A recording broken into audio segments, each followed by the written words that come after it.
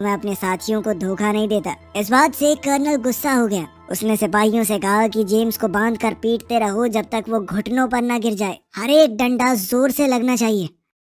अब टेंट में दर्द की आवाजें गूंजने लगी। जब जेम्स गिर गया तो गार्ड्स उसकी रस्सी काट कर उसे मुक्कों से मारने ही वाले थे कि तभी जेम्स ने अपना असली प्लान शुरू कर दिया। उसने अपनी बची हुई ताकत से एक गार्ड को मारकर नीचे गिरा दिया, बिल्कुल कर्नल के सामने। कर्नल ईटो के सिपाही कैसे एक अकेले आदमी के सामने हार गए, ये कर्नल को बहुत बड़ी बेइज्जती लगी। गुस्से में आकर वो कैंप के बीच में गया और कुछ वर्कर्स को वहीं मार दिया। उसने कहा कि अब बाकी लोग मौत से भी बुरी जिंदगी जिएंगे। इतना दर्द सहने से जेम्स बेहोश हो गया। 2 दिन बाद जब उसे होश आया तो वो दवा खाने में पड़ा था। कर्नल ने ऑर्डर दिए थे कि उसे जिंदा रखो। उसके जख्मों का इलाज वही जवान नर्स कर रही थी जिसका नाम है टेरेसा। वो 3 महीने से कैंप में काम कर रही थी, खुद भी बाकी कैदियों की तरह फंसी हुई थी। जेम्स उससे कुछ पूछने ही वाला था कि तभी एक सिपाही वहां आ गया और दोनों को अलग कर दिया। रात को जेम्स बेड पर अकेला पड़ा रहा। अचानक गोलियां चलने की आवाजें आई। उसने आंखें खोली तो एक चाकू उसके मुंह के पास चमक रहा था।